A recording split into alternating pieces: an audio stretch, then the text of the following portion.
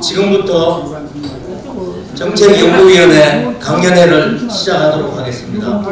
모두 일어나셔서 국기를 향해 주시기 바랍니다. 국기에 달려 경례.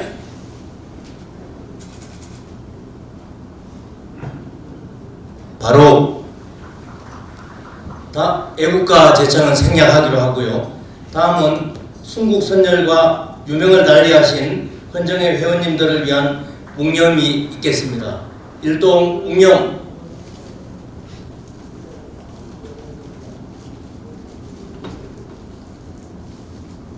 바로 자리에 앉아주시기 바랍니다.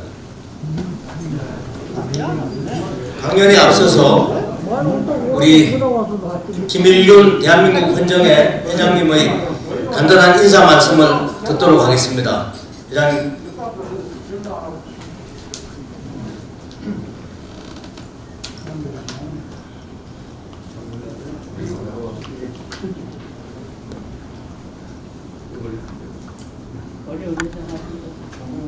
참 반갑습니다. 오래간만에. 정말 아름다운 계절이죠. 뭐 말하기를 여왕의 계절도 말하는데 약동의 계절입니다. 우리 이렇게 계절도 좋고 또 새로운 우리 정부를 맞이한 새로운 기대를 갖고 있는 이 시절에 오늘 참 좋은 강의를 듣게 되었습니다.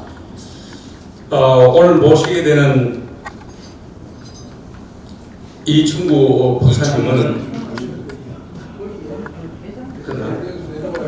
여러분들 아시다시피 참 유명한 전문가십니다. 이미 저서를 26권이나 직접 쓰시고 또 번역하시고 제가 널리 알려져 있는 전문가이시고 이런 분이 새로운 정부와 출범하는 이때에 정말 좋은 의지를 갖고 새로운 정부에도 하나의 어젠다를 제시하고 또 미래를 이렇게 말해주는 함께 우리 동감하는 그런 우리 토론하는 기회도 갖게 되었습니다. 아마도 우리 새 정부는 국내 정치, 국제 정치 이 두 축이 결국 다인데 이번 국제 정치라는 것이 국내 정치에 미치는 영향을 보답한다면 엄청난 돈의 오늘의 중요한 그 성격의 과제를 갖고 윤석열 정부가 당면한 한반도 주변 국제 역사라는 주제로 이렇게 좋은 말씀 하시게 되었습니다. 여기 보면 북한 같은 관계는 이제 핵 도발, 미사일 도발을 이렇게 위협으로 질서를 유지하고 어떤 목적을 달성한다는 생각보다는 굳건한 한미일 동맹 그 구도 속에서 어떻게 국제 질서에 호응하면서 나라 발전과 그리고 번영을 할 수 있도록 하느냐 이런 과제가 아마 새 정부에 주어진 대북 관계 아닌가 이런 생각이 들어져요. 또 한미일 관계를 튼튼히 해 나감으로 해서 미일 관계, 대일 관계도 과거 긴 세월 동안 우리가 손모전을 벌였던 예를 들어서 뭐 대일 관계, 뭐 보상 문제라든가 뭐 이런 또 사드 문제라든가 이 취업적인 영역을 좀 벗어나서 대국적인 선진적인 그 국가 차원에서 굳건한 동맹 속에 새로운 질서를 찾아야 될 그런 과제가 아닌가 봐집니다. 어쨌든 오늘 중요한 내용을 발표하시고 안을 제시해 중에서 여러분들 갖고 계시는 그 좋은 고견들 또 견해들 함께 토론하면서 귀중한 결과를 낼 수 있는 오늘 이 모임 대회를 진심으로 기원합니다. 잘 부탁합니다. 감사합니다. 예, 저는 정책연구위원회 의장을 맡고 있는 성윤환입니다. 인사드립니다. 정말 오랜만에 뵙습니다. 코로나 역병으로 해서 또 금년에 대선과 지방선거가 있어서 여러 가지 사정으로 인해서 금년 상반기 중에 행사가 많이 늦어졌습니다. 애초 정책위에서는 새 정부가 출범하면은 새 정부의 관계장관을 모셔다가 새 정부의 정책 방향 어떻게 추진할 것인지 들어보고 또 우리 헌정의 의견도 건의하는 그런 시간을 가지려고 준비를 해왔었습니다.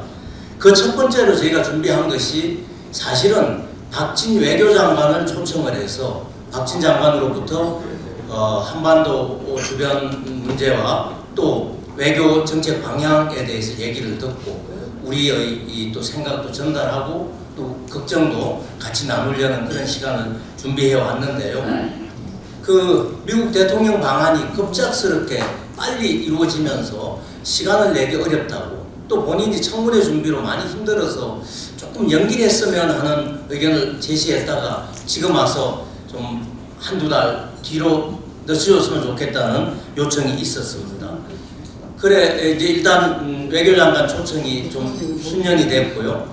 그 뒤에 경제나 또 건설 쪽 또는 복지 쪽 장관을 초청을 해서 얘기를 듣고자 했지만 정부가 출범한 지 얼마 안 돼서 아직 제대로 자리가 잡히지 않았다면서 조금 시간을 달라고 저희들한테 부탁을 해왔습니다. 그래서 정부 인사 초청은 조금 뒤로 미루기로 하고 그래 여유를 가지고 추진하기로 이렇게 계획을 변경했습니다.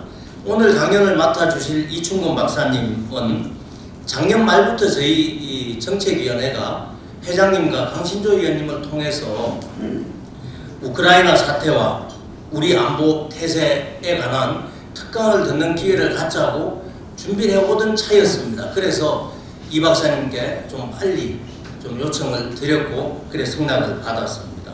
강연의 주제도 막 우크라이나 사태에서 보는 우리의 교훈 이런 주제에서 좀 더 넓혀서 새 정부가 출범했으니까 새 정부 출범과 더불어서 한반도 주변 정세가 어떻게 되어 가고 있고 또 그에 대해서 우리 외교 안보 정책 방향은 어떻게 변화해야 하는가를 좀 이렇게 주제를 좀 넓혀봤습니다. 오늘 특강을 통해서 지난 문재인 정부의 외교 안보 정책의 공과를 평가해보고 또 윤석열 정부가 자꾸만 한반도 사태에 대해서 한반도 주변 상황에 대해서 어떤 방향에서 어떤 전략으로 임해야 하는지 대한민국의 생존과 평화를 어떻게 보장받을 수 있는지에 관해서 얘기를 듣는 그런 시간을 갖도록 하겠습니다. 이 박사님은 여러분께서 잘 아시는 바와 같이 연세대학교에서 정치외교학을 공부하셨습니다. 미국 UT에서 정치학 박사 학위를 받은 저명한 국제정치학 박사 학자이십니다. 현재 국제정치아카데미 원장, 한국해양전략연구소 선임연구위원으로 재직하면서 활발하게 활동하고 계십니다. 아까 회장님께서 말씀하셨듯이 저서나 역서가 26권이나 될 정도로 정말 열심히 공부하고 활동하시는 분이라고 말씀드릴 수 있습니다. 또 여기 계신 분들도 많이 보고 계시겠습니다만은 국제정치 분야에 관한하는 대한민국에서 가장 영향력이 있는 유튜버가 아닌가 이런 생각을 해봅니다. 오늘 강연을 50분으로 지들 계획하고 있습니다만은 우리 이 박사님께서 보내오신 자료를 보니까 굉장히 많았습니다. 어쨌든 다 얘기를 들어보는 시간을 갖도록 하고요. 끝난 뒤에 박사님께 질의하고 또 답변을 듣는 그런 시간을 갖도록 하겠습니다. 그러면 우리 이춘건 박사님을 소개합니다. 모시겠습니다. 한 박수 부탁드립니다.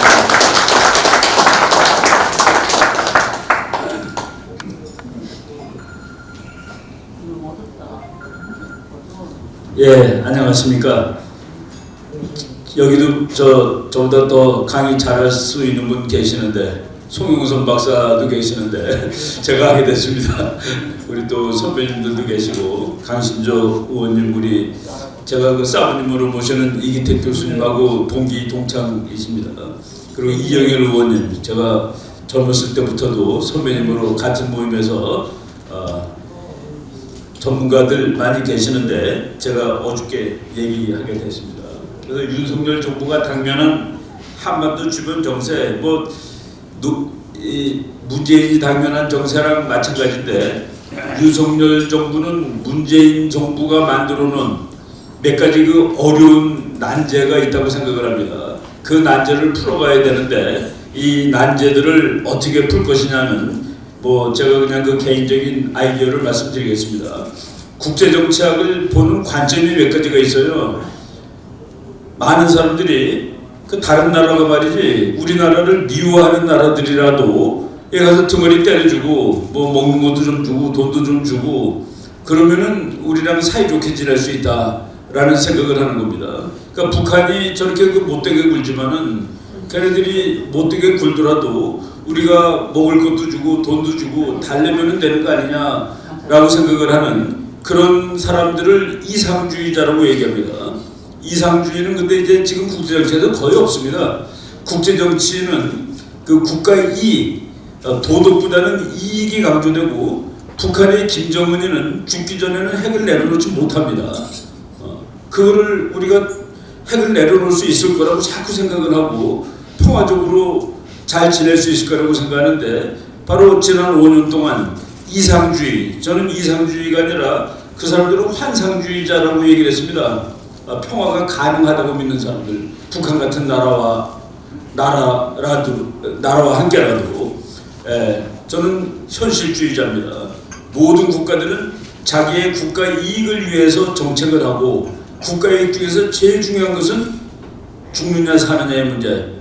북한 같은 경우는 김정은이가 다기 때문에 김정은이가 죽느냐 사느냐의 모든 정책이 결정되는 것이죠. 근데 이제 현실주의가 조금 그 몇 가지로 갈라지는데 저는 그냥 이론적으로 공격적 현실주의자라고 얘기합니다. 국가들이 이제 국제정치가 험악하니까 거기서 살아가기 위해서는 힘이 필요한데 힘이 얼마나 필요하냐? 힘이 얼마나 필요하냐에 따라서 이제 공격적 현실주의자, 방어적 현실주의자로 구분이 됩니다. 방어적 현실주의자들은 옆에 있는 나라랑 비슷해가지고 자기가 나라를 지킬 만큼 되면은 그때부터는 국가들은 더 이상 힘을 들이려고 노력을 하지 않지. 그런 사람을 방어적 현실주의자라고 그러고 그게 이제 세력균형가들입니다. 예를 들어 어떤 교수가 대통령한테 각하 지금 우리가 북한하고 힘이 비슷해졌으니까 더 이상 군사력을 늘리지 않아도 되겠습니다. 그런 사람이 방어적 현실주의자예요. 그런데 국제정치 최근의 이론은 공격적 현실주의라고 해서 우리가 저것들보다 지금 힘이 쟤네들이 100인데 우리가 100에 도달했습니다. 그처럼 100 가지고 안 되고 우리가 한 200, 300 가지고 있는 것이 좋습니다. 그렇게 얘기하는 사람을 공격적 현실주의자라고 얘기하는데 제가 바로 이제 그 계열입니다.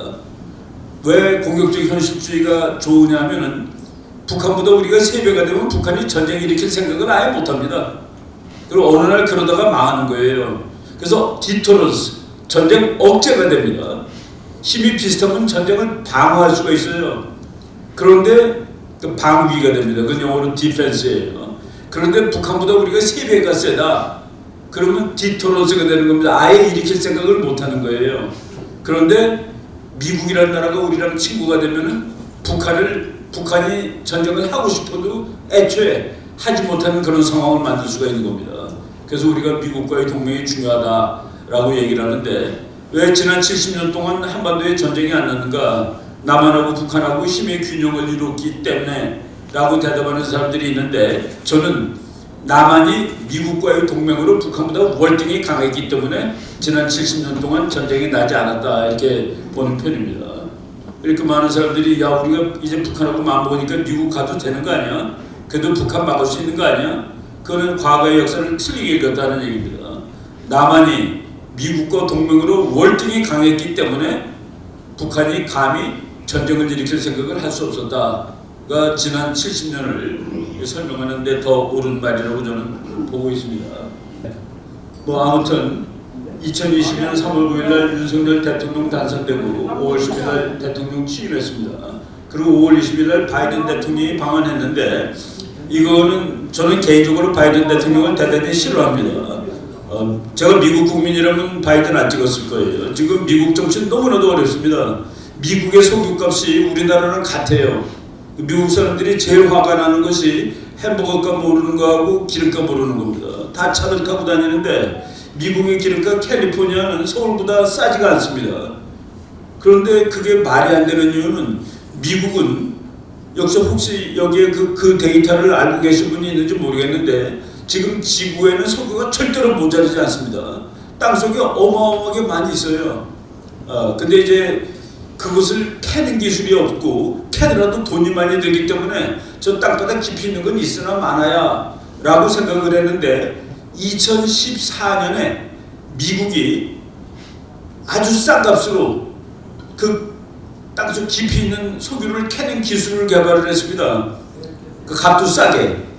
그래서 미국이 가지고 있는 석유는 미국이 혼자 쓰면은 약 500년 정도 쓸 수 있는 양이 지금 있습니다. 그러니까 지구의 석유가 문제가 없는 거예요. 500년 쓸 석유를 미국이 가지고 있으니까 혼자 쓰면은. 그런데 지금 석유값이 왜 그렇게 오르느냐? 바이든이 대통령 되는 날 그 석유를 팔지 말게 했습니다. 그 공해가 심하니까 팔지 말라고. 그리고 저 우리 사다 쓰자고. 그래가지고 기름값이 지금 엄청나게 올라가지고 이제 뭐 미국 국민들이 난리가 나서 금년 가을에 선거에서 바이든이 거의 패할 거가 확실하다라고 지금 얘기를 하는 중이죠. 그리고 애들이 먹는 분유가 다 떨어져가지고 텅텅 비어 있습니다. 그래서 그 미국 대통령이 와서 서울에 와서 첫날 하얏트 호텔에서 이제 자면서 아침에 일어나서 첫 번째 본 뉴스가 바이든 대통령 당선된 이래 지지율 최하로 내려갔다. 그것이 새벽에 나온 첫 번째 뉴스입니다.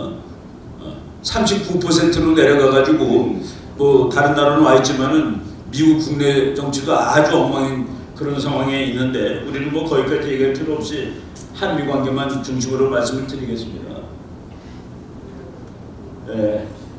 북한에서 넘어온 뭐 꽤 높은 한국에 자기가 간첩을 직접 난파시켰다는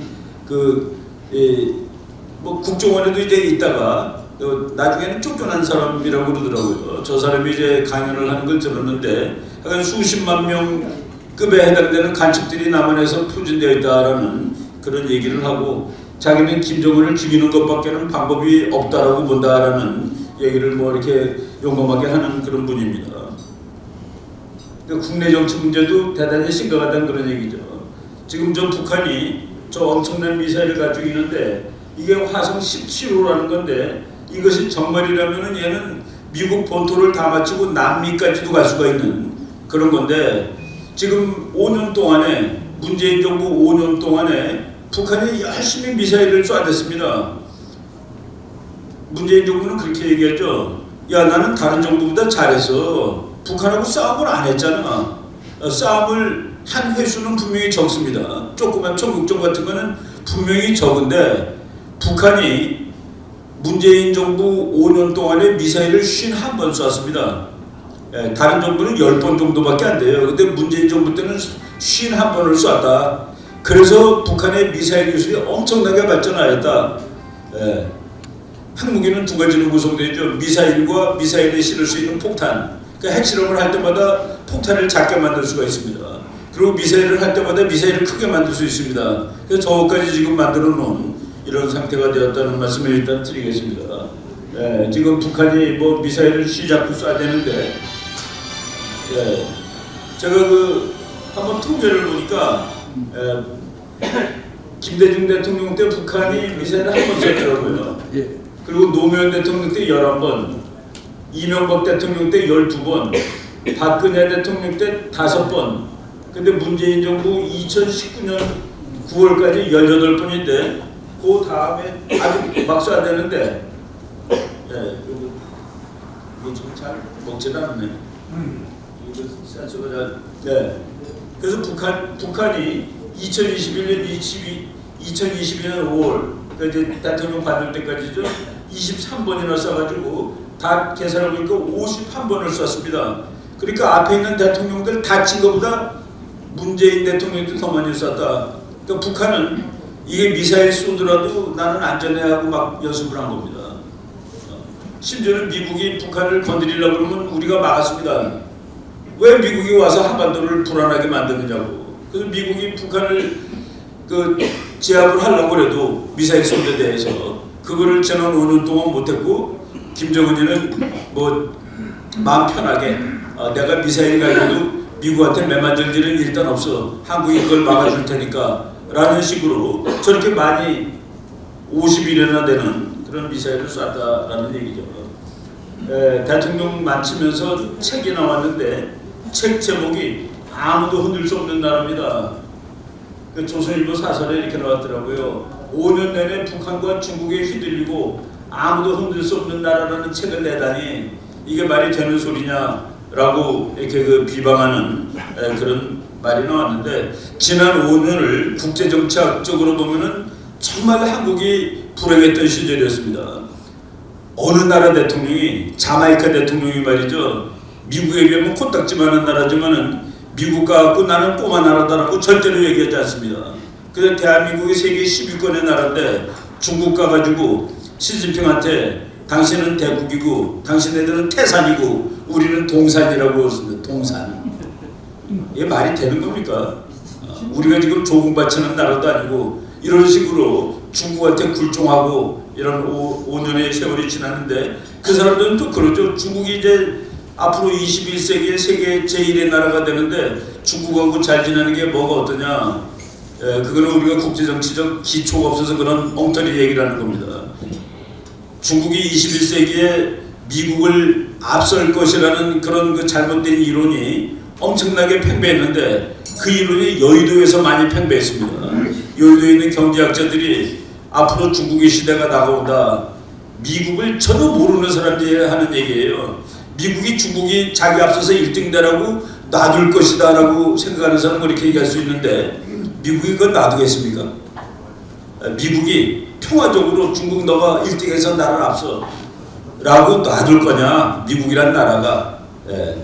뭐 미국뿐만 아니라 이 세계 어떤 패권국도 도전자가 평화적으로 자신의 자리를 뺏으라고 놔둔 적이 없었다가 국제정치의 역사입니다. 하물며 미국이 평화롭게 자기 자리를 중국한테 물려줄 것이라고 생각한 그런 엉터리 국제정치 이론에 의해 가지고 중국하고 잘 지내야 돼, 그리고 국민들한테도 앞으로 중국이 1등이야 라는 식으로 해가지고 지난 5년 동안에 아주 잘못된, 중국하고 잘 지내고 일본을 적으로 치고 미국도 그냥 뭐 저거 이제 나중에 중국한테 밀릴 나라인데 라는 식으로 엉터리 정책을 썼다는 얘기입니다. 그러니까 자기가 이겼다라고, 잘했다라고 생각을 하는 거죠. 중국의 약속한 산불 정책, 이거는 중국이 원하지도 않는데 우리가 가서 먼저 얘기한 겁니다. 이거 안 할게요. 일본하고 이거 안 하고 미국하고 미국의 미사일 방어망이 안 들어가고 더 이상 사드 갖다 놓지 않고 세 가지 안 하겠다라고 중국이 요구하지도 않았는데, 이런 식으로 우리가 굴종 외교를 폈습니다. 임기 말에 평화 수의 정말 뭐 해갖고 지금 다 원하던 거를 하나도 못했어요. 우리가 그 맨 처음에 문재인 대통령 됐을 때, 야, 저 사람이 원하는 것을 다 하면은 한반도는 어떻게 될까? 제가 그 대통령 되고 얼마 안 됐을 때 그 운동권 출신의 우파가 된 그 서울대학 나온 친구들하고 한번 얘기를 했습니다. 야, 이 앞으로 5년 동안에 어떻게 될 거냐? 그 친구들은 이 나라가 망가질 거라고 얘기를 하더라고요. 그래서 제가, 야, 이 정부가 우리나라에 우파 세력이 그래도 있는데, 우리나라에 그 자유 세력이 있는데, 뭐 아무리 자유 세력이 지금 힘을 잃었다 하더라도, 그리고 미국이 있는데 그들이 이기겠냐, 버티겠냐, 이기겠냐 가지고 이제 서로 얘기를 했는데, 그 사람들이 그 서울대학교 운동권 출신인 사람들이 그러더라고요. 아, 선생님, 저 선배님 좌파의 능력을 너무 과소평가하지 마십시오 하고서. 그런데 지금 5년 지나고 보니까 저 사람들이 원하던 것을 가져가지 못했다라고 결론 내릴 수 있습니다. 자기들이 하고 싶었던 것을 거의 못했습니다. 그리고 이제 지금 정권을 다시 보수 정권으로 바꿔왔는데, 약간 뭐 그 미국의 아주 유명한 학자가 이렇게 얘기를 했죠. 종전선언에 대해서 평화가 없는데, 평화선언을 원하는데 평화가 없다. 이거 저 월스트리트 저널에 이 니콜라스 에버슈타트라는 아주 유명한 학자가 쓴 겁니다. South Korea wants to declare peace. 남한은 평화를 선언하고 싶다. Without peace. 평화가 없는데도 불구하고 저런 식으로 전 세계가 이제 막았다. 미국이 특히 막았죠. 지금 뭐 지난번 정부가 하려던 대부분의 정책은 다 지금 미국에서도 통과되지 않고 있습니다. 중국 문제에 대해서 이제 우리나라 그 아주 괜찮은 논설위원이 한마디 썼더라고요.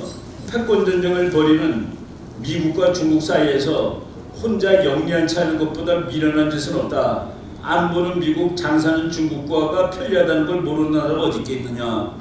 우리나라 안미경중이라는 그 말도 안 되는 사자성어가 지난 몇 년 동안 우리의 한 공기 중에 전부 다 안미 경중이라고 써 있었습니다. 그러니까 안보는 미국하고 하지만 중국하고 잘 지내는 거는 우리 경제 발전을 위해서 중요한 것이야. 예, 그것도 말이 안 되는 얘기죠. 안보하고 경제는 항상 하나입니다. 하나. 이게 따로 돼 있지가 않아요. 예, 이 상황에서 중립이란 누구도 건드리지 못하는 나라가 아니다. 아무나 건드려도 되는 나라라는 뜻이다라는 이런 좋은 사설도 나오고 있습니다. 제가 문재인 정부가 지난 5년 동안에 잘못 외교를 했기 때문에 우리 새로운 정부에 남겨놓은 가장 큰 문제점 중에 하나가 일본 문제라고 저는 보고 있습니다. 감히. 여러분 일본이란 나라는 미국이 만들어준 헌법을 쓰는 나라입니다. 일본 헌법은 미제입니다. 일본이 만든 게 아니에요. 이 세상에 전쟁을 못하는 것은 나라가 아닙니다. 모든 나라는 전쟁하는 조직으로 국가를 짜는 겁니다. 그래서 대통령이 여자든 군대를 갔다 왔든 안 갔다 왔든 대통령이 되는 순간 총사령관이 되는 겁니다. 전쟁을 지휘하기 때문에 제가 애들한테 매일 그렇게 얘기합니다. 대통령이 제일 높다는 것은 너 민간이 너보다 높다는 소리가 아니라 군인 중에서 제일 높다는 뜻이야. 대통령은 군인 중에서 제일 높은 사람이지 우리들보다 높은 사람이 아닙니다. 왜? 전쟁을 해야 되기 때문에. 그래서 전쟁을 못하는 것은 국가가 아닙니다. 근데 일본이 2차 대전 끝난 다음에 미국의 헌법을 써줬어요. 너는 전쟁을 못하는 나라. 근데 야금 일본이 법 해석을 틀리게 하고 또 군사력 늘리면서 그랬는데 결국은 일본의 방위복서에다가 이런 그림을 그릴 수 있는 상황까지 만들어준 것은 지난 5년 동안에 한국 정부가 한 일이다. 미국이 중국을 견제하고 공산주의를 견제하려고 애를 쓰는데 한국이 최전방에 있는 나라가 말을 안 들으니까 일본이 내가 할게 그랬습니다. 일본이 내가 할게. 그때 미국이 하지 마라고 그러지 않았습니다. 그래 네가 해봐. 그래서 일본이 지금 아주 막강한 군사력을 가진 나라가 되고 그리고 저거 2021년 8월에 지금까지 나온 것 중에서 마지막 방위백서인데 거기에 사무라이가 말 타고 가는 이 무시무시한 그림을 그려서 표지로 쓸 수 있어도 될 정도가 되었다. 여기에 대해서 미국이 그래 너네 힘은 선한 힘이야 라고 바이든이 그저께 얘기했습니다. 일본의 힘은 선한 힘이야. 그리고 일본이 힘을 많이 갖는다니까 나는 좋아 기뻐. 기시다 수상이 일본 군사력을 대폭 늘리겠다고 그러는데 나는 그것이 즐거워. 이 문제에 대해서 우리가 앞으로 범인해야 될 날이 올지 모르겠다라고 말씀을 드리겠습니다. 얼마 전에 나온 미국 학자가 쓴 책인데 이 세계는 이제 각자 도생해야 되는 시대가 되었다. Disunited Nations. 트럼프 대통령이 조금 정신 나간 대통령이 아니라 국제 정치가 변화하는 것을 정책에 반영한 대통령이라고 보시면 됩니다. 미국이라는 나라는 다른 나라 문제에 개입하지 않더라도 혼자 살 수 있어 라는 분위기가 지금 팽배하고 있습니다.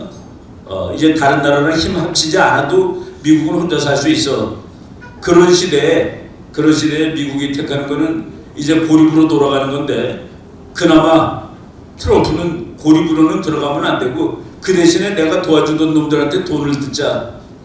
독일 너도 돈 더 내. 일본 너도 돈 더 내고 한국 너도 네 돈 내. 내가 지켜는 줄게.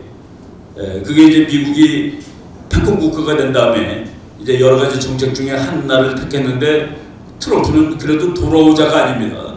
근데 미국 국민의 3분의 1은 돌아오자입니다. 더 이상 세계 문제 골치 아픈 거 가서 하지 말고. 근데 트럼프는 돈 받고 해주자. 바이든도 중요한 데만 해주자입니다.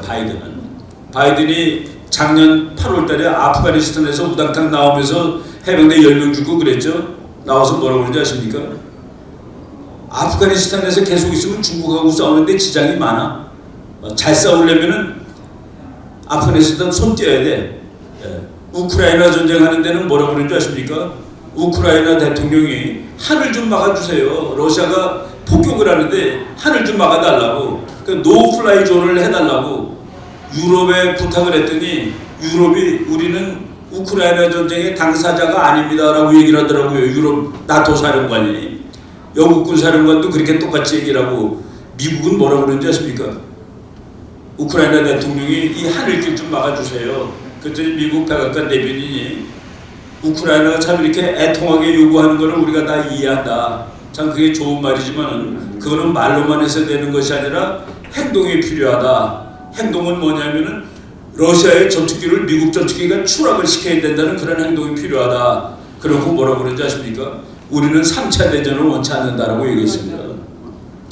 그런데 중국이 대만을 공격하면은 미국은 어떻게 할 겁니까? 그래 미국은 가서 싸울 겁니까? 라고 그것도 3일 된 질문이죠. 그때 대통령이 바이든이 yes 가서 싸워. 대만이 중국의 침략을 받으면 가서 싸울 거야 군사력으로.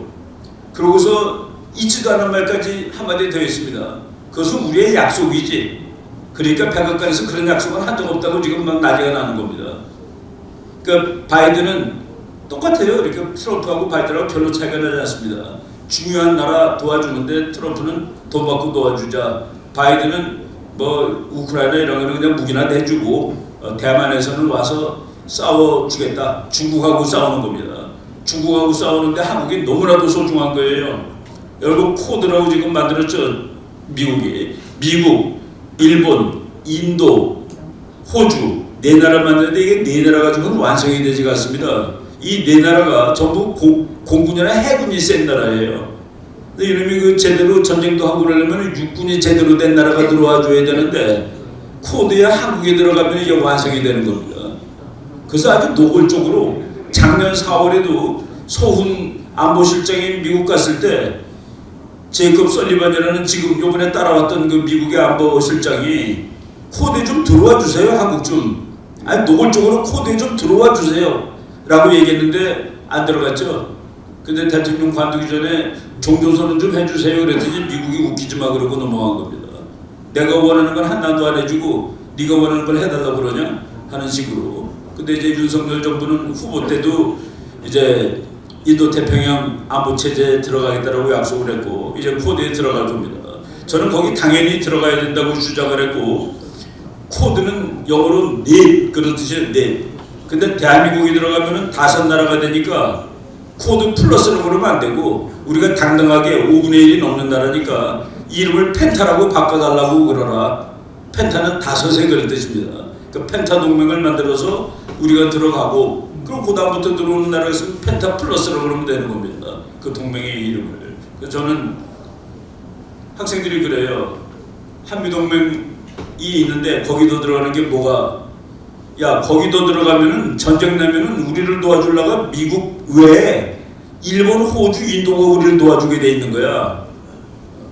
바로 그 훨씬 더 좋은데 당연히 들어가야 되는 것이죠. 근데 그런 것들이 다 잘 안 되고 있었다. 그리고 이런 최근의 학자들이 미국은 이제 앞으로 혼자 하려고 그런다. 남 도와주지 않는다. 아소다로라는 일본 친구가 말이죠. 이 사람은 말을 막 하는데 중국과 1500년 동안 관계가 원활한 적은 없다라고 계속 미국한테 떠들어대는 겁니다. 한국은 야 미국이 한국 너 중국 좀 막는데 같이 해. 한국은 계속 중국이 중요하기 때문에 미국이 원하는 걸 우리가 해줄 수가 없습니다라고 계속 발뺌하는 동안에 일본은 내가 해줄 수 있는데라는 얘기를 시작하는 겁니다. 일본이 지금 저는 이거 보고서 일본이 이제 해외에 파병을 하는데 요거 표적이라고 내가 얘기를 했습니다. 요거 한 사람 맞아 죽으면은 일본 헌법 바꿀 수 있습니다. 헌법 바꿀 수 있어요. 그래서 제가 농담 반 진담 반으로 야 이게 표적이야. 여기다 대고 쏘라고. 그래서 일본 군인이 외국 나갔다가 전사하면은 아마 저 같은 헌법 바꿀 수 있는 국민들이 와르르 일어날 걸. 지금 저러고 있죠. 이거 말이죠. 이런 일들이 일어났다는 것을 우리가 믿을 수가 없는데 2014년 7월 30일 일본 자위대가 미국 해병대와 함께 하와이에서 상륙작전 연습을 벌였다. 미국이 일본군을 데려다가 상륙작전을 시키는 겁니다. 여러분 해병대는 공격군입니다. 해병대는 공격군이에요. 일본은 방어만 한다며 전수방해라며 그래서 자위대라고 이름을 붙였습니다. 육군도 아니에요. 공군도 아니고 해상자위대, 육상자위대 겨우 자위대를 데려다가 저런 훈련을 시키냐? 하와이에서 그것도 우리나라 신문엔 저런 것들이 보도도 안 됩니다. 일본이 이렇게 야금야금 크는데 그거를 더 근거를 마련해 준 것이 지난 5년이었다라고 봅니다. 일본은 중국이 대만을 침공하면 반드시 가서 싸워줘야 된다. 아니 중국이 대만을 공격하면 일본은 참전한다라고 선언한 겁니다. 그러고서 아베가 뭐라고 그랬냐면은 대만이 중국의 공격을 맞는 경우에 미일 안전보장조약이 발동하는 것이다 라고 얘기를 했습니다. 일본 본토가 맞는 게 아니라 대만이 중국한테 맞는 것은 미일 안전보장이 작동하는 근거다 라고 얘기를 했고, 그 말하고 얼마 안 됐을 때 일본 수상이 일본은 국가의 안전을 위해서 선제 공격할 수 있다라고까지 얘기했습니다. 그럼 선제 공격하면은 뭐 문턱 다 넘은 것이죠. 헌법 다 바꾼 거나 마찬가지죠. 일본은 국가의 안전을 위해서 선제 공격도 고려할 수 있다. 북한 때리겠다는 소리입니다. 일 있으면 먼저 이런 정도까지 지금 나갔다 상황이. 이거를 우리나라 신문이 이걸 잘 크게 보도를 하지 않아요. 나는 이거가 무지하게 중요한 문제라고 보는데 그만하니까 뭐 중국은 난리가 나는 것이죠. 뭐 본지 지금 중국은 뭐 일본이 크는 데 대해서 상당히 기분 나빠하고 있습니다. 일본이 만든 수송기입니다. 일본이 항공모함 만들었다고 기자가 전화 걸어가지고 교수님 큰일 났어요 그러길래, 야 일본은 1945년에 42년에 세계에서 제일 좋은 항공모함을 가지고 있던 나라야 라고 얘기를 해줬습니다. 그리고 항공모함은 일본적인 겁니다. 지금은 미국이 항공모함의 나라라고 돼 있지만은 애초에 항공모함은 일본적인 무기체계였다라고 말씀을 드리면 되겠죠. 이걸 가지고 일본 사람들이 난리가 나는데 일본의 이건 또 다음 그림 얘기군요. 일본의 항공모함에 미국의 전투기가 착륙했다. 역사상 처음으로 난리가 났습니다. 이게 언제 일이냐? 작년 10월 달이에요. 이즈모함에 F-35 미국 비행기가 내렸다. 그래서 우리 뭐 그냥 좌청룡 우백호라고 그러죠. 미국한테 좌청룡 영국입니다. 우백호 일본입니다. 그동안에 한국은 미국과의 거리가 엄청나게 멀어지고 있었습니다. 제가 얼마 전에 구입한 그 미국의 국제정책 관련된 책인데 맨 앞페이지에 양면에 세계의 지도를 그려놨어요. 흑백으로 그래놓고 미국의 동맹국들을 표시했는데 진짜 괜찮은 동맹국은 까만색, 그리고 보통 동맹국은 하얀색이 아니라 회색. 일본 까만색, 영국 까만색, 호주 까만색, 한국 회색. B급 동맹으로 내려간 겁니다.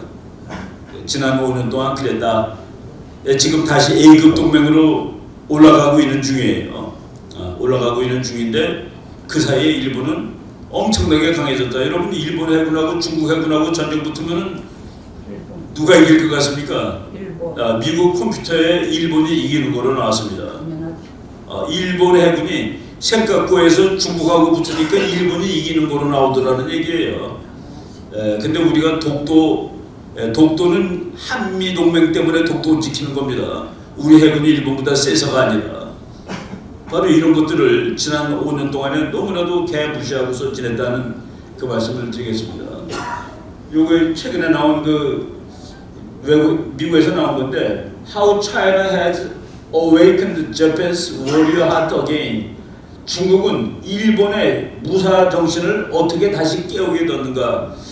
세상이 변하다 보니까 중국이 저렇게 큰 나라가 되다 보고, 그리고 또 중국이 공격적이 되다 보니까 일본이 커지는 근거가 생겼는데 한국이 앞에서 딱 잘 막아주면 아마 저렇게 못 클지도 모릅니다. 미국 사람들이 일본에 대해서 불안해하기 때문에. 근데 지난 5년 동안은 하긴 일본하고 미국이 훈련을 얼마나 많이 하는지, 뭐 1년에 뭐 거의 300일은 같이 훈련하고 있다고 볼 정도로 그렇게 훈련을 많이 했습니다. 왜? 한미 훈련이 없으니까.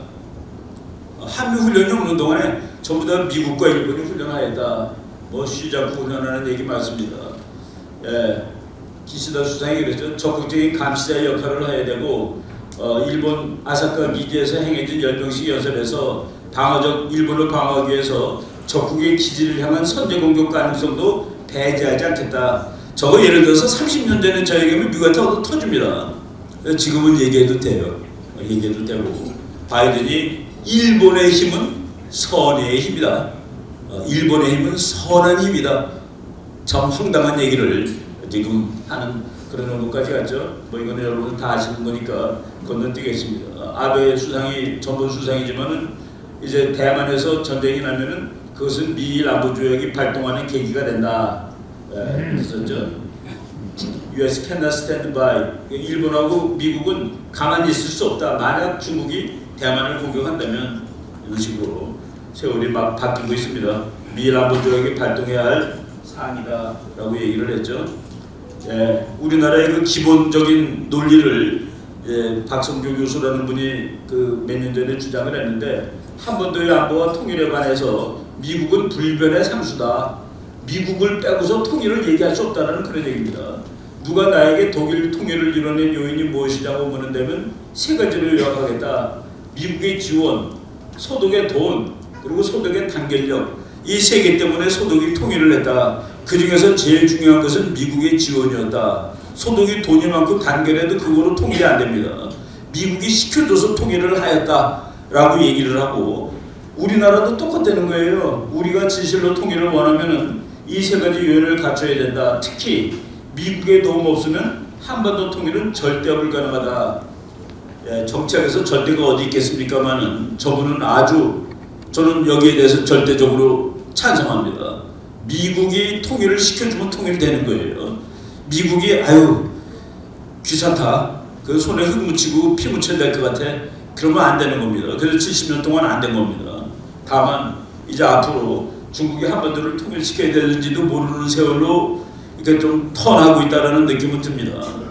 최근에 그 미국 영국 정치학자인데 이걸로 돌아가셨지만은 21세기는 또 다른 피의 세계가 될 것이다. 수많은 사람들이 이제 전쟁은 없어, 강대국 간 전쟁은 없을 거야 라고 막 다들 얘기하는데, 아니야 있을 거야 라고 얘기했는데, 우크라이나 전쟁하는 거 보고 대만 앞으로 전쟁 날지 모르는 거 보니까 강대국의 전쟁도 있을지도 모르겠다라는 식으로 우리가 예측을 할 수 있습니다. 이 지도를 잘 보면 우리의 그 통일 논리가 나오는데, 대한민국 이렇게 비록 조그맣지만은 세계 11등 정도 되는 나라입니다. 종합국력으로. 우리가 세계 11등이라는 그 대단한 등수를 못 느끼고 사는 거는 북한 때문에 그렇습니다. 언제라도 얘 때문에 피곤해요. 통일을 해야 되는데, 통일이 왜 남한도 원하고 북한도 원하는데 70년 동안 통일이 안 됐느냐? 중국 때문에 안 됐다고 저는 봅니다. 중국 때문에 안 되고 간접적으로 일본 때문에도 안 됐습니다. 왜 중국과 일본은 한반도의 통일을 반대하는가? 국제정치 개론이라는 책에 나오는 얘기입니다. 이웃 나라가 강하게 되는 것은 막을 것. 남한 더하기 북한이 아닙니다. 통일은 남한 곱하기 북한입니다. 중국은 그렇지 않아도 김정은이가 말을 안 듣는데 그놈이 통일하는 것도 안 돼요. 김정은이가 통일하는 것도 안 됩니다. 지금도 말을 안 듣는데 통일하면 얼마나 말을 안 들을까? 한국이, 일본이 한국 편이지만은 한국이 통일해서 힘이 세지는 것이 싫습니다. 김정은이가 통일하는 건 물론 싫지만은. 그래서 일본과 중국은 큰 강력한 한반도가 생긴 것을 반대하는 의미에서 이제 한반도 통일을 원치 않죠. 구조적으로 원치 않는 겁니다. 지정학은 더 무섭죠. 중국은 통일된 한반도는 중국의 뒤통수에 붙어있는 망치와 같다. 이 피곤한 물건을 머리에다 붙이고 살 수가 없습니다.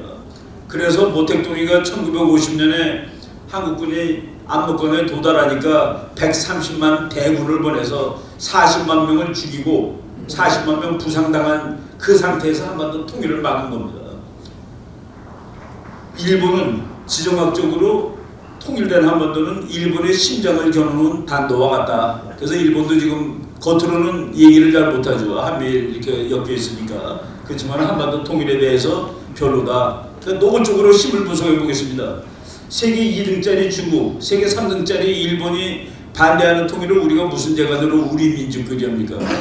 지난 5년 동안에 우리 민족끼리가 엄청났었는데 미국과 함께가 아니라 우리 민족끼리. 지금 미국이 우리가 그래도 통일을 할 수 있다라고 얘기하는 것은 2등, 3등을 깨줄 수 있는 힘이 미국이라는 힘인데, 미국이라는 힘이 한반도를 통일시키는 쪽으로 가야 되겠다라고 마음먹게 하는 요인이 생겼다는 얘기입니다. 뭐냐? 중국이 너무 커졌어요. 사실 중국은 미국이 길러줬는데 이제는 미국의 자리까지 넘보는 그런 나라가 돼서 미국이 중국을 견제해야 될 필요가 있는데 그 견제하는 데는 한반도 통일이 최고다라고 인식을 하게 되면은 그러면 통일할 수 있는 겁니다.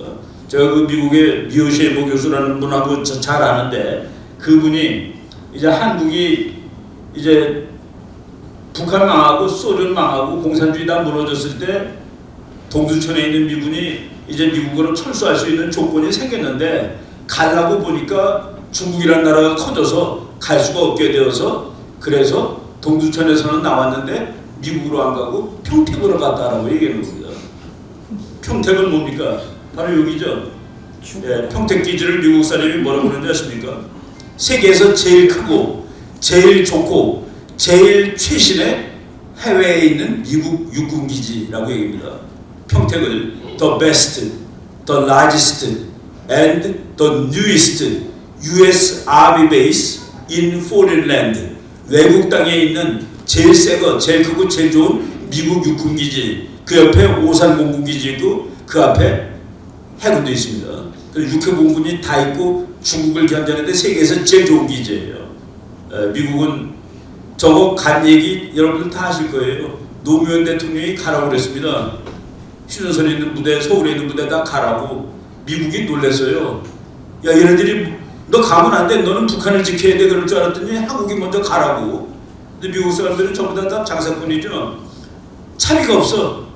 그 차비 받아내고 땅값도 다 받아내서 미국이 간 겁니다. 근데 평택은 지금 현재 미국이 갖고 있는 기지 중에서 세계에서 제일 좋죠.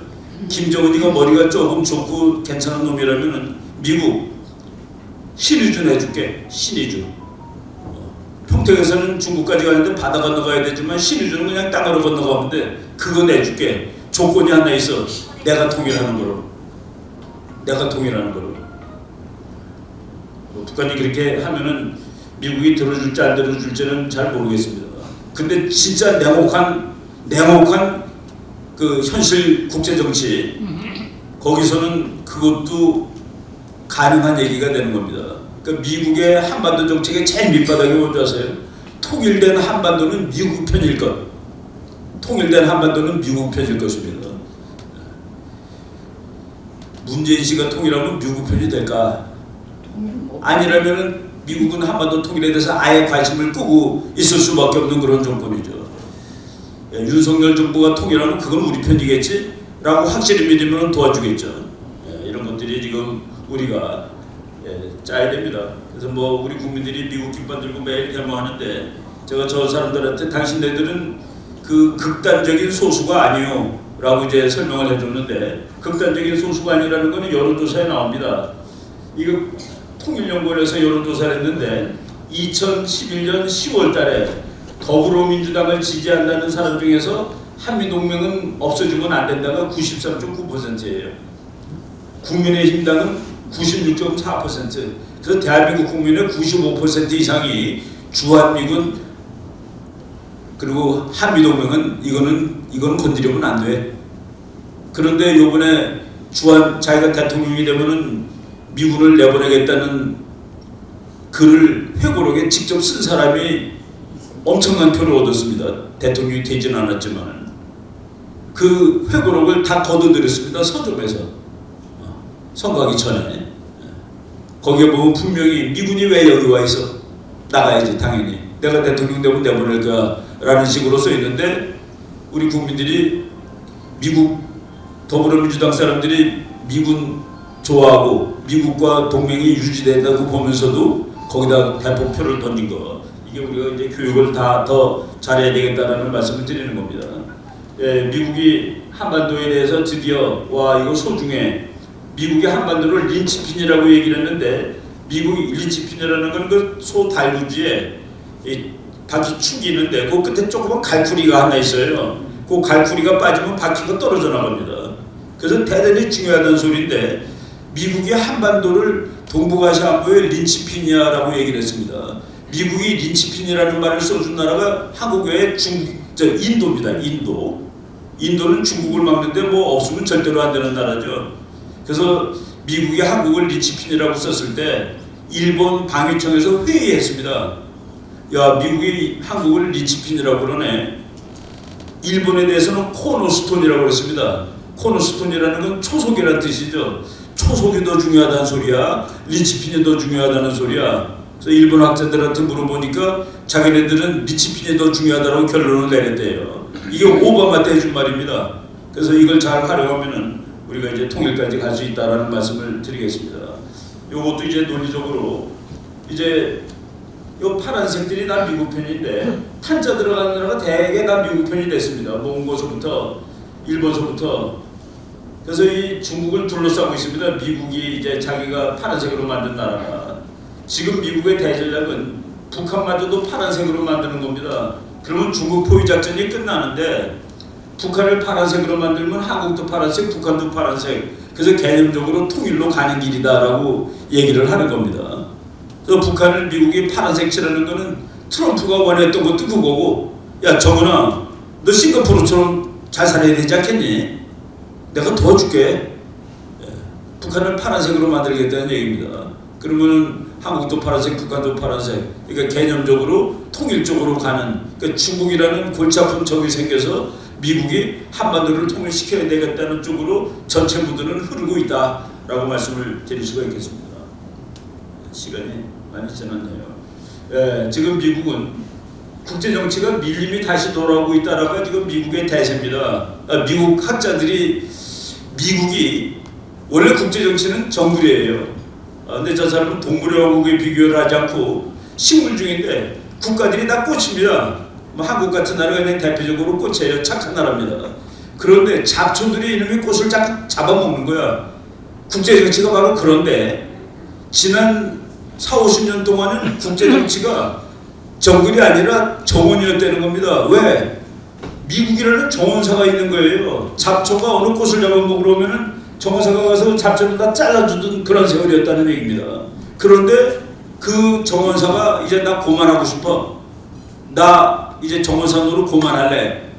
라고 하고 있다. 이 학자는 그러면 안 된다라고 쓴 책이에요. 그런데 국제정치의 정글이 다시 돌아오고 있다라고 이렇게 쓰면서 시간을 참 많이 주시네. 12시 15분까지 하는데 그때까지 해도 되겠습니까? 밀림이 돌아오고 있다. 밀림이 돌아오고 있다는데 밀림이 돌아오고 있어서 한국같이 그냥 착한 꽃은 북한 같은 잡초한테 죽을 가능성이 있다. 얘네를 와서 다 잘라줬는데 대만같이 착한 꽃은 중국이라는 잡초한테 꺾일 가능성이 있다. 근데 미국이 그걸 안 하면 어떻게? 근데 미국 사람들은 야 우리가 힘이 워낙 세기 때문에 그것들 안 지켜줘도 되는 거 아니야? 소련도 없고 말이지. 이런 식으로 이제 세월이 변하고 있다. 정글이 돌아오고 있다는 얘기입니다. 정글의 논리에 대해서 애치슨 이 사람은 우리나라 전쟁 났을 때 미국 국무장관이죠. 이 사람이 정말 결정적인 얘기를 썼습니다. 세계는 규칙도 심판도 없으며 착한 아이들에게 상도 주지 않는 국제적인 정글이다. 제가 학생들 가르치면서 국제정치는 다 힘이야. 힘없는 나라는 나라가 아니야. 라고 얘기하면 학생들이 교수님 착하면 괜찮다니까 착하게 살면 되지 않을까요? 문재인 정부가 착하게 살면 북한한테 안 터질 거라고 생각하고 살았던 정부입니다. 터지진 않았어요. 근데 북한이 엄청난 칼을 만들었습니다. 그 5년 동안에 미사일 실험을 51번이나 하고 착한 나라가 먼저 죽습니다. 제가 그래서 아이들한테 조선이 성질이 더러워서 그렇게 침략을 많이 받았니? 약하니까 침략을 받은 거지. 바로 우리나라 사람들의 국제정치가 그렇게 낭만적이에요. 낭만적입니다. 학자들도 마저 경상도의 어떤 할아버지가 문재인 대통령 되고 한 1년 정도 됐을 때 대통령 하나 잘 뽑으니까 평화가 왔대요. 그래서 국방비를 내리고 노인들 지지하는 돈을 좀 많이 돌려달라고. 그 사람 아주 멀쩡한 보수 자유주의자입니다. 근데 그런 식으로 얘기를 하는 거를 우리가 지난 5년 동안 들었죠. 이 같은 세상에서 허약한 우유부단함은 치명적인 일이다. 실수에 대한 자연의 판결은 죽음이다. 국제정치에서 실수하면 죽는 거죠. 국가안보는 정글의 힘에 대처할 수 있는 더 큰 힘으로 유지될 수가 있다. 이런 세월로 지금 간다가 다수설입니다. 미국이 세계를 다 옛날처럼 도와줄까? 아니걸. 도와주더라도 트럼프처럼 돈 내라고 그럴걸? 이런 거죠. 지금은 트럼프 정책에 대한 반동으로 뭐 그냥 해주는 것 같지만은 다 청구서 할 겁니다. 뭡니까? 청구서가 뭡니까? 삼성전자 반도체 만들고 미국한테 먼저 돼. 그게 대가 아니겠습니까? 그 대통령이 오자마자 삼성전자부터 방문하는 거죠. 여러분 지금 미국에 말이죠. 오스틴이라는 그 텍사스 대학이 있는 도시, 텍사스 수도입니다. 그 옆에서 한 20분 가면은 이거는 정말 깡촌이에요. 인구가 17,000명입니다. 17,000명짜리 깡촌에다가 삼성전자가 170억짜리 공장을 짓습니다. 1인당 10만 달러짜리, 거기 사는 1인당 10만짜리를 줍니다. 그 미국이 너 아무리 나랑 친해도 반도체를 아예 미국에서 만들어라. 그래야지 내가 믿을 것 같아. 그래서 미국에서 공장 갖다 놓으라고 그런 겁니다. 그리고 이번에도 삼성 와서 얘기를 한 거죠. 예, 국제적인 기본원칙, 전쟁은 어쩔 수 없는 악이다. 그러나 무력의 사용을 포기한 자, 그렇지 않은 자의 소나기 속에 자신의 운명이 맡겨져 있음을 알게 될 것이다. 지난 5년 동안은 자신의 운명이 북한의 손에 맡겨져 있는 것도 아니라고 그러던 세월이었습니다. 이거 마이클 하워드라는 영국의 학자요 정치가인 사람이 했던 아주 중요한 얘기죠. 제가 그렇게 썼습니다. 전쟁의 반대말은 평화가 아니라 항복이다. 항복. 평화는 목표고 전쟁은 수단입니다.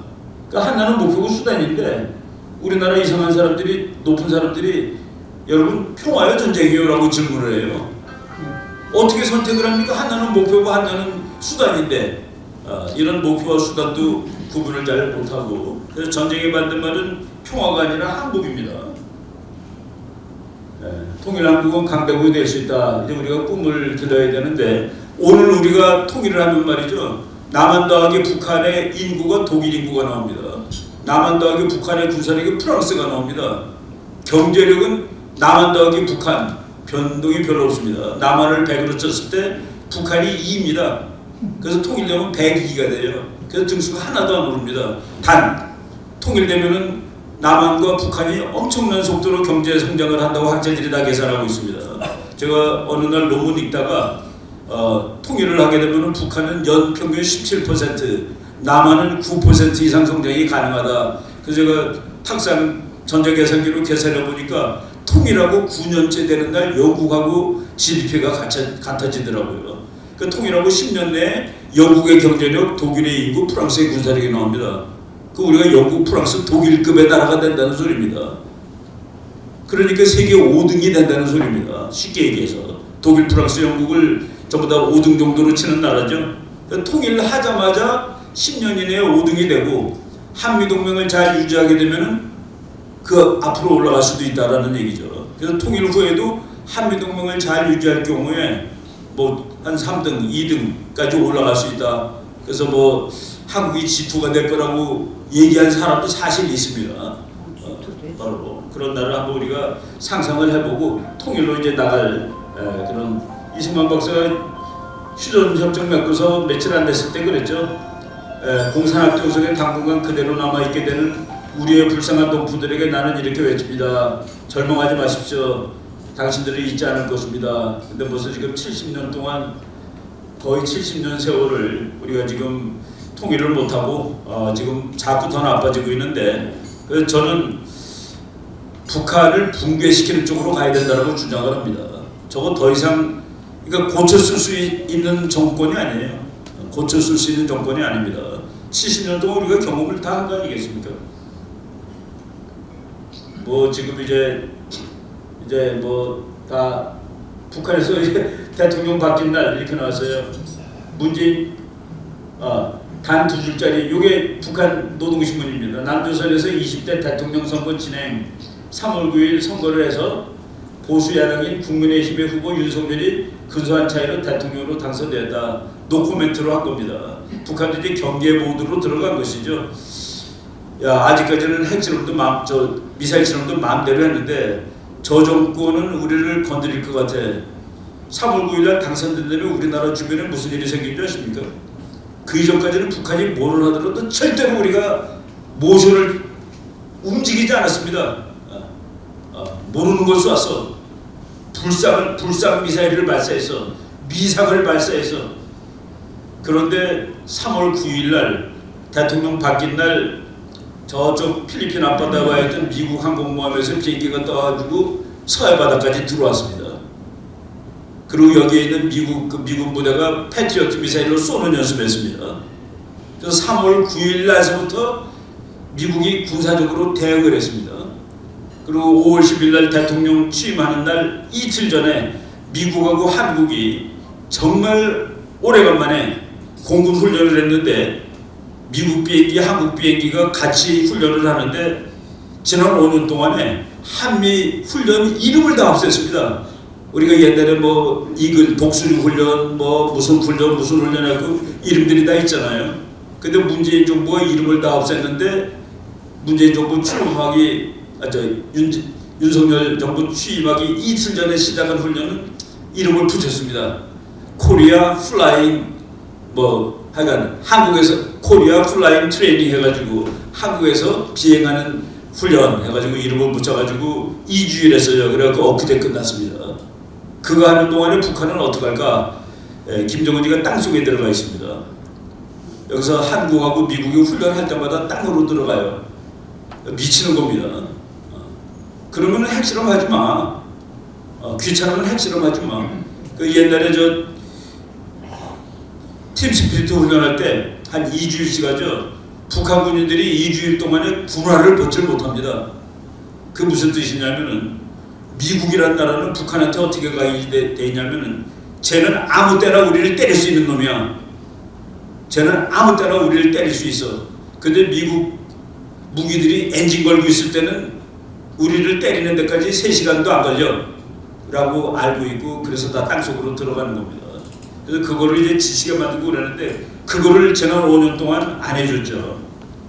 북한이 아주 좋았습니다. 미국에서 아주 솔직하게 얘기하더라고요. 와, 이번 선거에서 한국의 보수가 된 거는 미국한테 정말로 좋은 일이지. 아예 그냥 좋다라고 쟤네들이 얘기를 할 정도로 뭐 뉴스위크 유명한 잡지죠.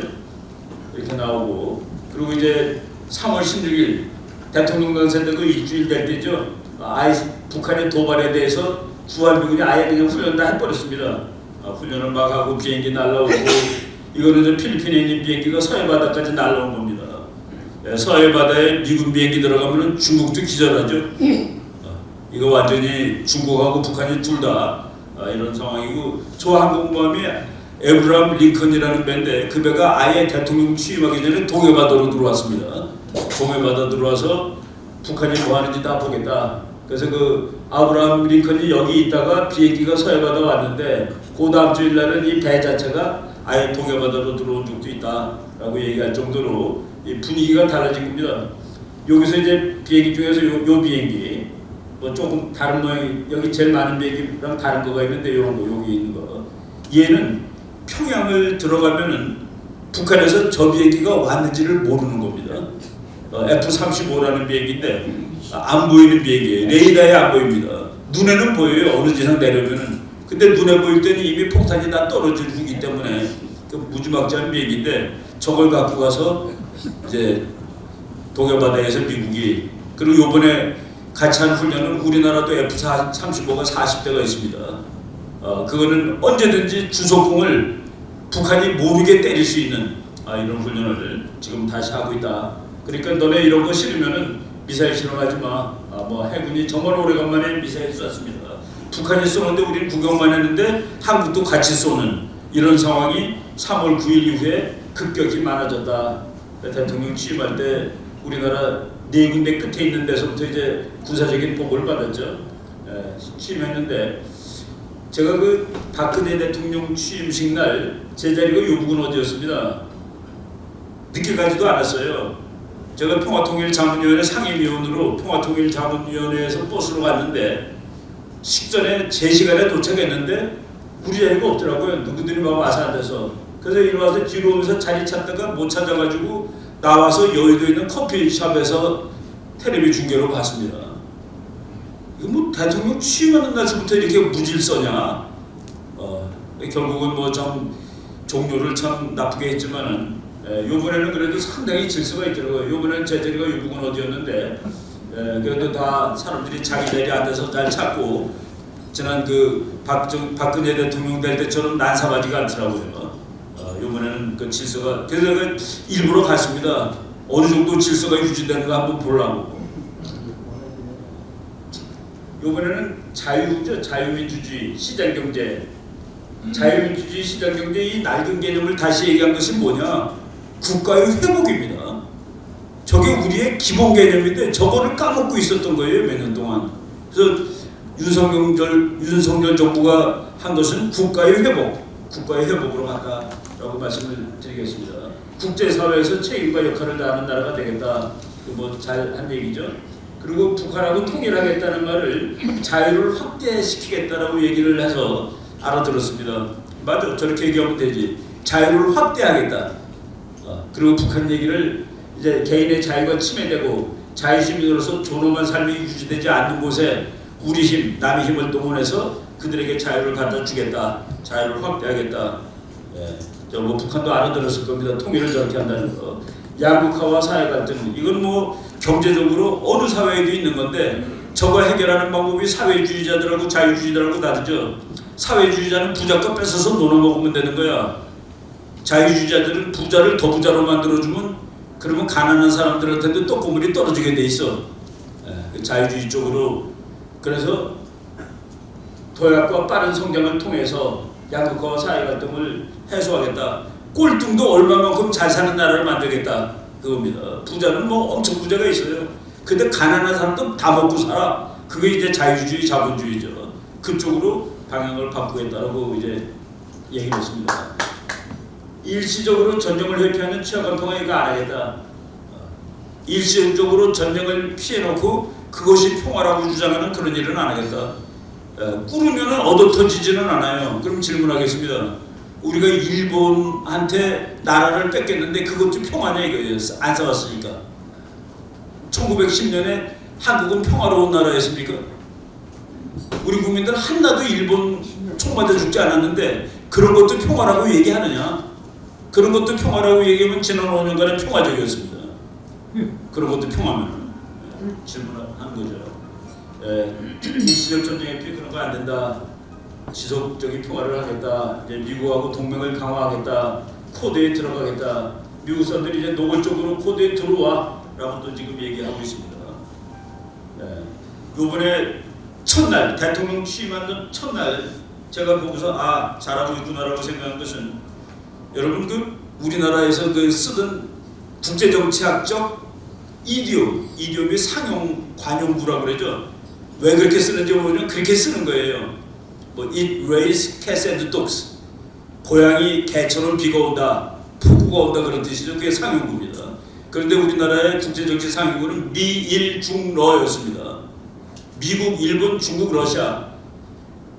그게 박근혜 대통령 때 미중일러로 바뀌더라고요. 그때 우리 뭐 송영선 박사도 마찬가지고 우리들 뭐 피때내고 난리 났습니다. 이거 왜 바꾸니? 미일중러를 40년 썼는데 왜 갑자기 미중일러로 바꾸는 거야? 그 나중에 다시 미일중러로 바뀔 때 중국이 얼마나 펄펄 뛸 거야? 예, 근데 요번에 그냥 하루에 바꿔놓더라고요. 하루에 바꾸니까 뭐냐면은 대통령 특사들 왔죠. 외부에서 이제 미국에서는 높은 사람이 오지 않았습니다. 부통령의 남편이 왔어요. 그런데 용산 사무실에 가서 이 사람을 제일 먼저 만났습니다.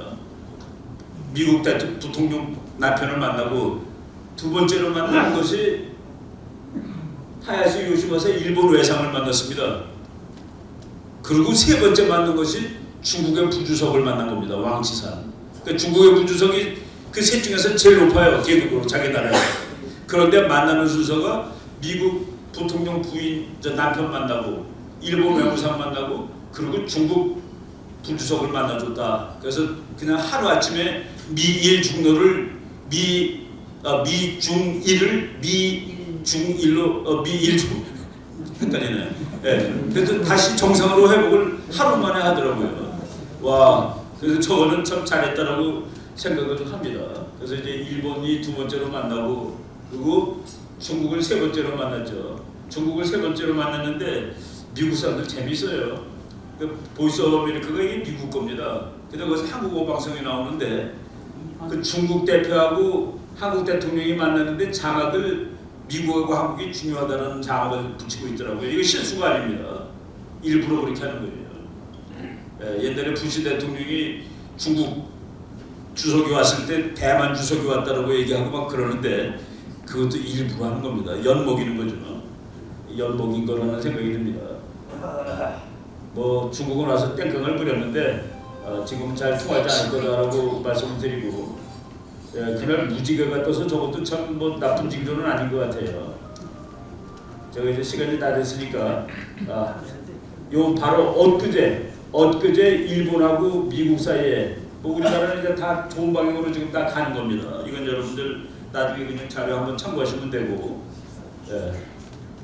요 이제 2페이지만 읽어드리고 끝내겠습니다. 바이든 미국 대통령이 영내 동북아시아의 선의의 힘으로 착한 힘으로 정의의 힘으로 강력한 일본, 강력한 미일 동맹뿐만 아니라 일본의 방위력도 강화하겠다는 기시다 총리의 결단에 박수를 보냅니다. 미일 동맹의 퀄리티가 지금 달라지고 있습니다. 미국은 드디어 강한 일본을 환영한다고 말하고 있고 일본의 힘을 선의의 힘이라고 말하고 있다. 그리고 일본은 거기에 대해서 일본은 아시아의 안정과 평화를 유지하기 위해 일본이 이제 아시아의 안정과 평화를 유지하는 나라로 나가겠다는 소리입니다. 야, 너는 전쟁 못해. 너는 해군들 다 나가. 집에 가. 그래서 해군 장교들 다 집에 가가지고 라디오 만들기 시작해서 만든 회사가 내셔널 파나소닉이죠. 군함 못 만들게 해서 그러던 나라가 이제 아시아의 안정과 평화를 지가 책임지겠다고 얘기하는 겁니다. 어쩌다가 미국의 카터 같은 대통령 나오면은 일본 네가 다 해라야. 우리 이제 들어갈게. 그런 날이 왔을 때 일본은 그거 할 수 있는 힘을 지난 몇 년 동안 늘렸죠. 자체 방위력을 대폭 강화함과 동시에 우리의 유일한 동맹인 일미동맹을 확고히 강화할 필요가 있습니다.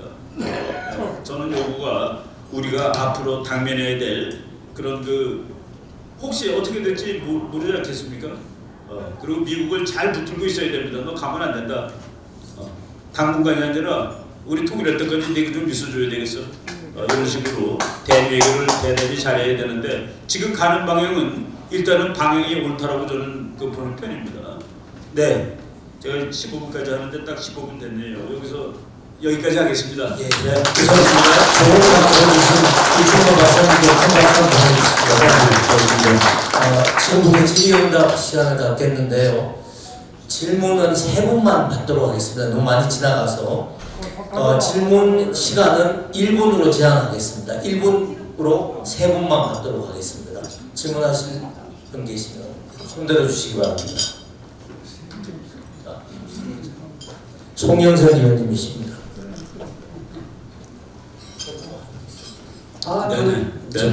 정말 수고하셨습니다. 감사합니다.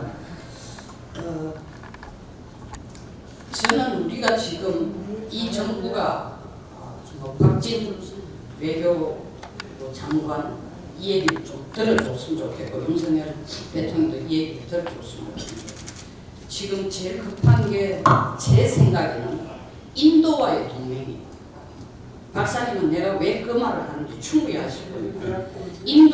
인도를 미국이 껴안아가지고 중국을 봉쇄하는데 가장 핵심적으로 쓰려고 했는데 인도는 아시다시피 냉전 때부터 소련 쪽이고 지금 트럼프가 억지로 안아놨는데도 양다리 작전을 하고 있으니까 우리가 IPEF도 미국의 의도적이잖아요. 인도 퍼시픽을 넣었단 말이에요. 그러니까 인도와 동맹을 하는 것이 중국이 우리를 직접 때리는데 인도 중국은 끊임없이 싸우니까 때리는 이 버프존 완충지대도 되고 미국에 도움을 주는 것도 되기 때문에 인도와의 동맹을 굉장히 가장 큰 이슈로 삼아야 되겠다.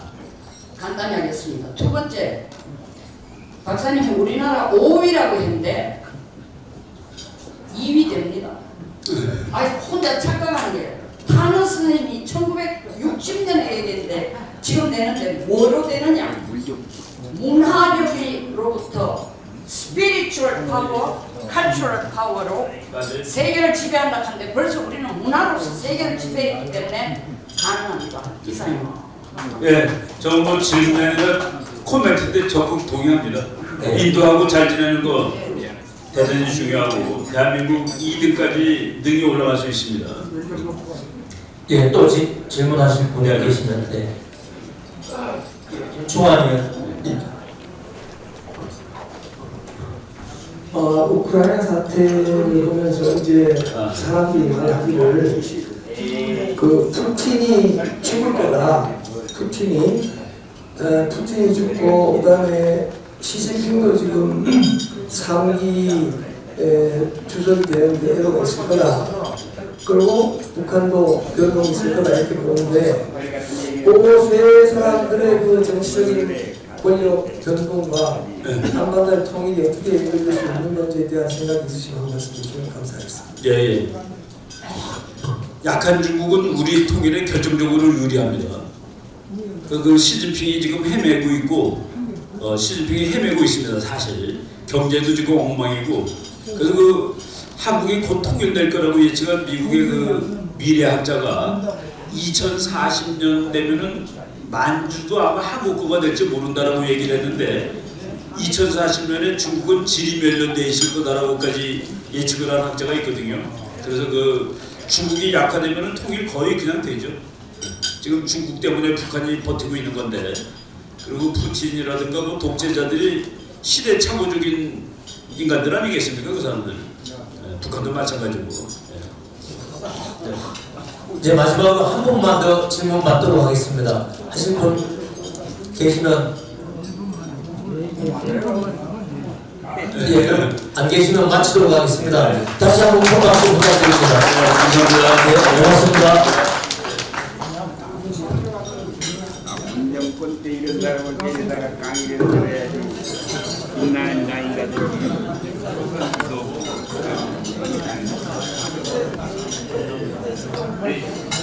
반갑습니다.